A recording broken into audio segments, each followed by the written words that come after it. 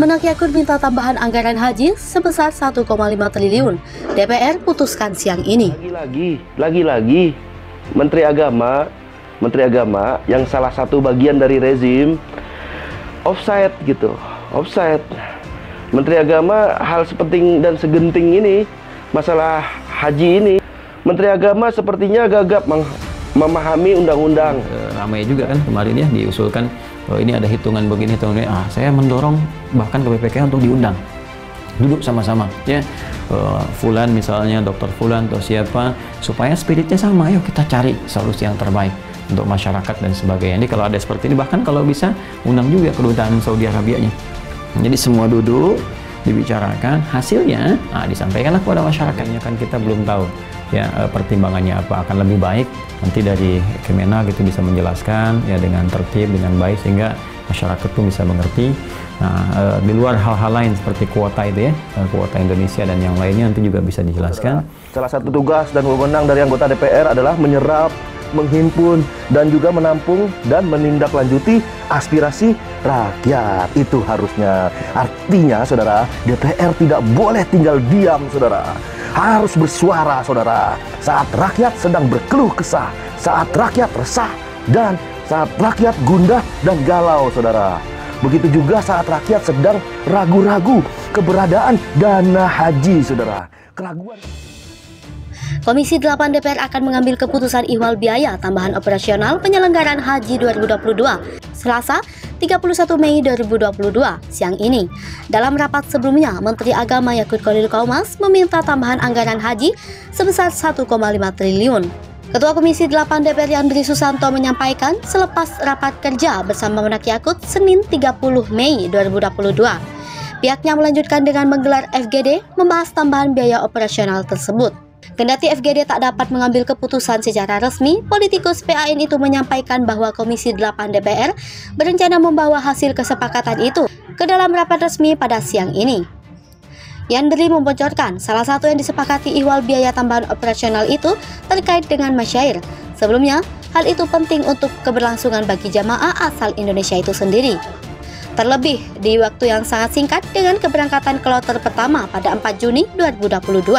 Hal ini harus segera diputuskan. Di sisi lain, pemerintah juga tidak bisa melakukan negosiasi kepada pihak Saudi Arabia untuk membahas biaya masyair tersebut. Menurut Gus Yakut, biaya itu adalah biaya tambahan dari Arab Saudi sebagai penyelenggaraan ibadah haji kepada semua negara yang mengirimkan jemaah. Biaya tambahan itu ditetapkan dalam sistem paket yang tidak bisa dinegosiasikan. Di antara rinciannya, pemerintah Saudi menetapkan ada biaya untuk tenda, padahal tenda termasuk yang sudah dibayar. Kemudian biaya untuk akomodasi, lalu ada biaya pembimbing dari Saudi. Padahal Indonesia sudah punya sendiri pembimbing haji. Gus Yakut menyebut tidak hanya Indonesia, negara lain juga dikenakan biaya tambahan untuk masyair. Selain masyair, komponen lain yang membuat dana haji kurang adalah Bandara Juanda Surabaya yang belum siap untuk memberangkatkan jemaah haji. Sehingga jemaah harus diterbangkan dari Soekarno-Hatta. Soal itu Menak ajukan dana 25 miliar. Merespons pengajuan dana tambahan dari Menak, Komisi 8 sepakat akan menggelar rapat lanjutan lebih teknis untuk mengurai komponen yang menyiasati agar tidak menghambat pelaksanaan ibadah haji. Kementerian Kesehatan melepas petugas panitia penyelenggaraan ibadah haji Arab Saudi bidang kesehatan tahun 2022. Total petugas kesehatan yang diberangkatkan ke Arab Saudi sebanyak 776 orang. Sekretaris Jenderal Kemenkes Kunta Wibawa Dasanugraha meminta petugas kesehatan memberikan pelayanan kuratif dan terus melakukan pendampingan preventif dan promotif kepada jemaah haji. Dia mengingatkan angka kematian haji Indonesia di Arab Saudi masih sangat tinggi. Setiap tahun ada sekitar 300-400 jemaah haji meninggal dunia dari total kuota sebanyak 121.000. Kunta mengatakan penyelenggaraan ibadah haji tahun ini masih di tengah pandemi COVID-19.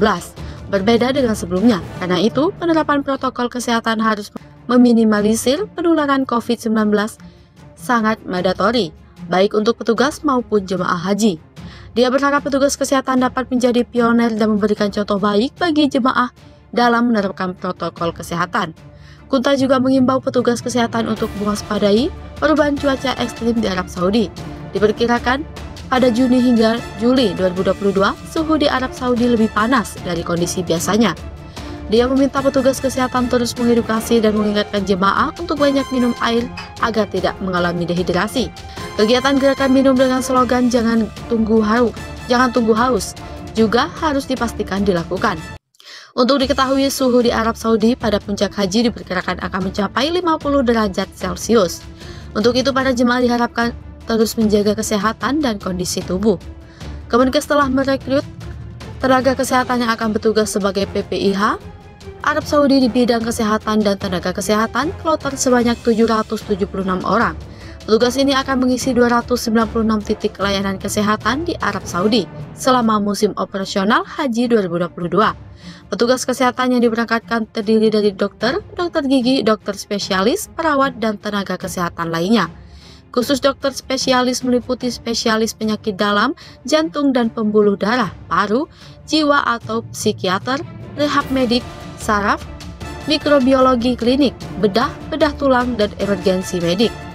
Seluruh petugas kesehatan akan diberangkatkan melalui 13 embarkasi yang direncanakan, yaitu Aceh, Medan, Padang, Batam, Palembang, Jakarta, Bekasi, Solo, Surabaya, Balikpapan, Banjarmasin, dan Lombok.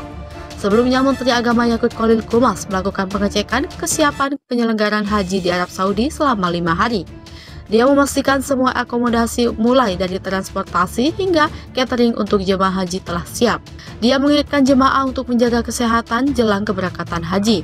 Seluruh petugas kesehatan akan diberangkatkan melalui 3 embarkasi yang direncanakan, yaitu Aceh, Medan, Padang, Batam, Palembang, Jakarta, Bekasi, Solo, Surabaya, Balikpapan, Banjarmasin, dan Lombok.